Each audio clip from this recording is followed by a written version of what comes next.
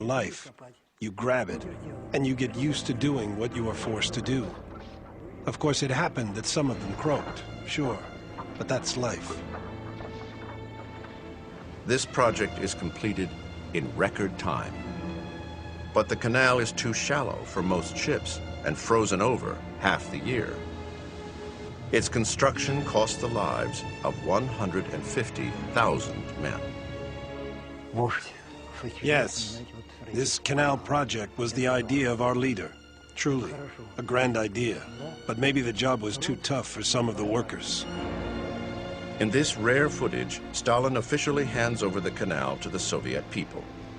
He hates these ceremonies, but he tolerates them because they reinforce the notion of the Stalin miracle. And while Stalin takes the credit, men like Genrikh Yagoda, standing here at Stalin's side, do the dirty work. Yagoda is the notorious head of the NKVD, the political police. His job is to procure the slave laborers. By the mid-1930s, there would be 10 million forced laborers in the Soviet Union. Slaves to the vision of the Communist Party and Joseph Stalin. 1932. Stalin's modernization is taking a terrible toll on Russia. Apart from the major construction sites, the country is calm as a cemetery. This village has lost its struggle for survival. Even those who are not forced to slave in a gulag are close to starvation. Whatever food is left is distributed to industrial laborers. Meanwhile, the rural population is left to starve.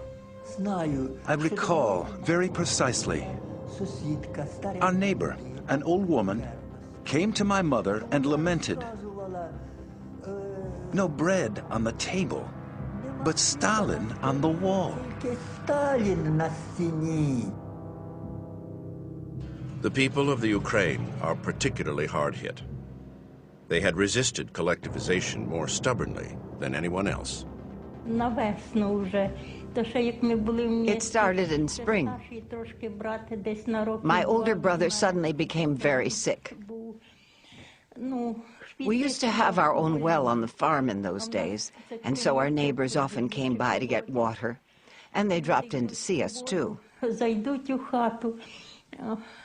One day they noticed that my mother gave a piece of beetroot to us healthy siblings, but not to my sick brother. The poor little guy climbed down from the stove with his last ounce of strength, because he was hungry too, naturally, and also wanted a piece. Our neighbor said, "Go ahead, give him something." But my mother replied, "No, I have to save my healthy children at least." My brother started to weep bitterly and returned to his sleeping place on top of the stove.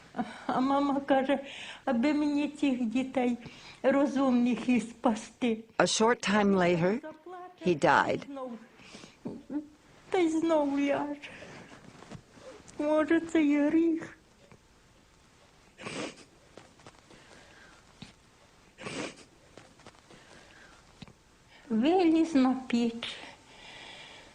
When the undertaker came, he pulled my brother from the stove and put him on the hearse.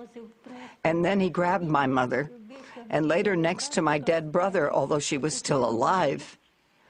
I started to cry, but the undertaker only said, "Shut up. You want me to have to come again tomorrow? She is barely breathing."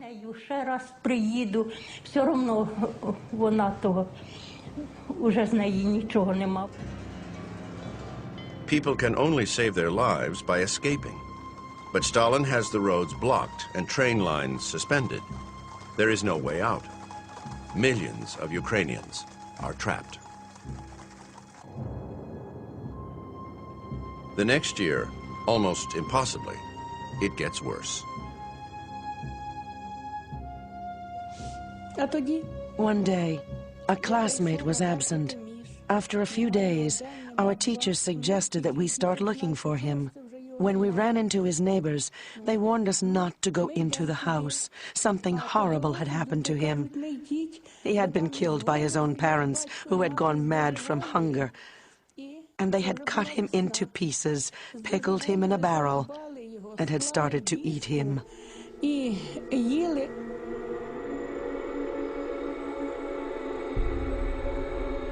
The sheer murder of people as a result of this is almost incalculable.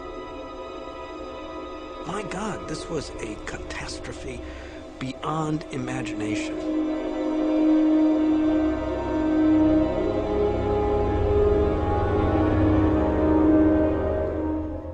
While 5 million people are starving to death in the Ukraine, Stalin exports 5 million tons of grain.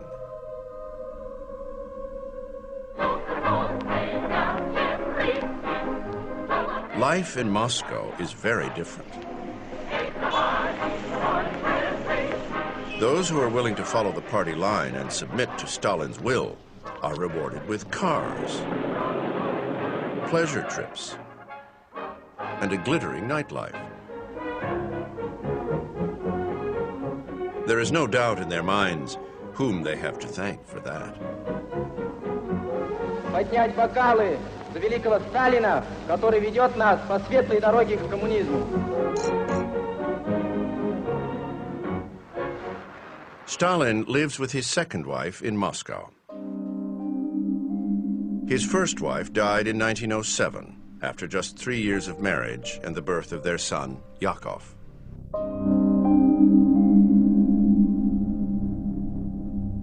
In 1917, he married Nadezhda Alliluyeva, a teenager and ardent communist. Their life together is lived in almost total secrecy inside the Kremlin. And while they have 2 children, Vasily and Svetlana, Nadezhda sees very little of her husband. This is one of only 2 pictures that exist of the couple in 15 years of marriage. The picture with the Rolls Royce. Take a good look. Stalin is sitting in the front next to the chauffeur, and in the back sits a very lonely, hunched-up young woman. See? That sums up her situation precisely. She is miles away from him, and she is very lonely. Nadezhda wants to escape from the golden cage that is the Kremlin and make her own way as a Soviet woman. At the age of 30, she starts to study at the Moscow Engineering Academy. All the students who came to the institute from the villages told her about the terrible poverty and awful hunger that prevailed throughout the country. She was shocked at this and told him about it. Of these students, nothing more was heard. They were all killed. She tried to talk to him about it, and that caused outbursts of rage because Stalin was not just a husband. He was a Georgian husband. He was a husband from the East who would not allow his wife to have a different opinion. A different opinion in his eyes was tantamount to betrayal. In fact, there's a letter that Stalin wrote to his wife in which he asked her not to participate in politics and to not allow herself to be manipulated by people into passing information to him or serving as sort of a back conduit, an unofficial channel to communicate things to Stalin. November 17th, 1932, the 15th anniversary of the October Revolution. In the evening, there is a festive reception at the Kremlin. It is a boisterous night of dancing for the party elite. But somewhere on the sidelines, a fight breaks out between the Stalins.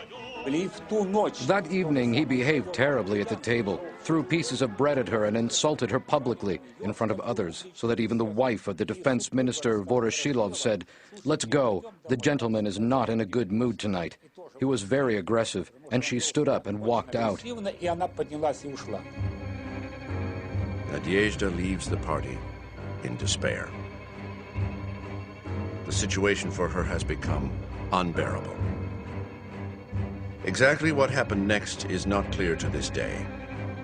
A shot is fired.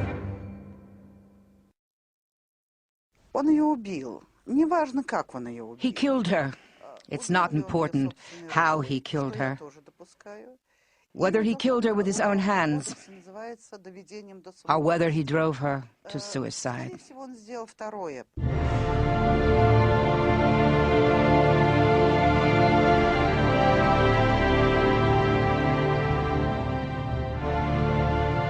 Stalin issues an official statement that she died of an inflammation of the appendix. When he saw her lying in her coffin, he pushed her away and said she went as an enemy.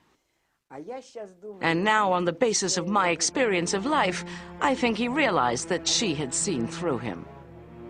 And what she saw was not the way he wanted to appear.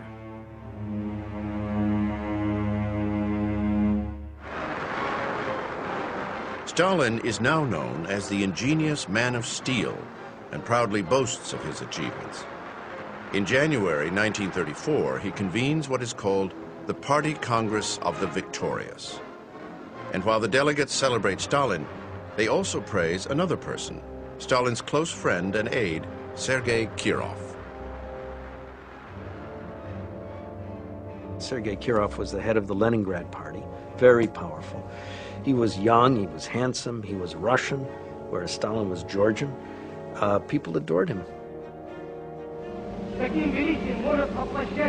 After the upheaval of industrialization and the madness of collectivization, many party members favor a softer kind of communism.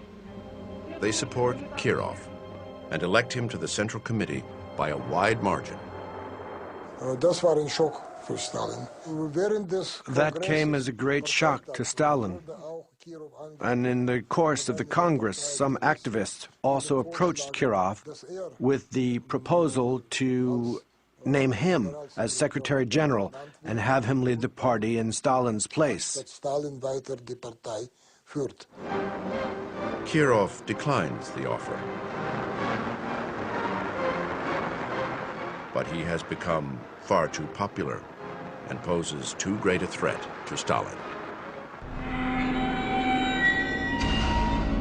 December 1st, 1934, 4 o'clock in the afternoon. Sergei Kirov leaves a party meeting at his official residence. At the same time, a 30-year-old Dmitry Nikolaev slips through a side entrance. 3 minutes later, they meet. 3 shots, and Kirov is dead. Stalin had Kirov killed. From the 17th Congress on, he regarded him as his rival. And since power was everything for Stalin, since he did not know anything but power, he decided that all his rivals had to be done away with. The Kirov assassination triggers a wave of unbounded terror. Murder has become legitimate government policy.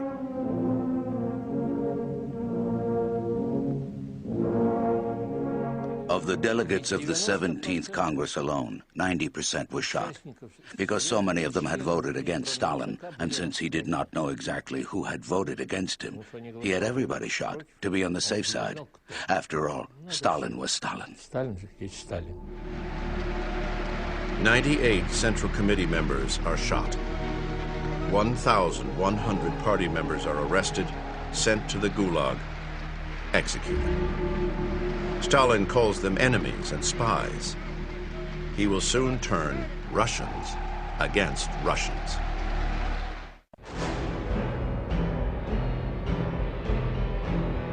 Смерть этим врагам!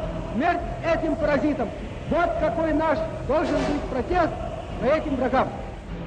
Stalin's assassination of Sergei Kirov sparks a wave of political executions across the country. Now Stalin sees a new danger: enemies, traitors, spies who have infiltrated his government. Hysteria was provoked, the so-called spy mania, the fear of spies that had allegedly infiltrated the state on every level.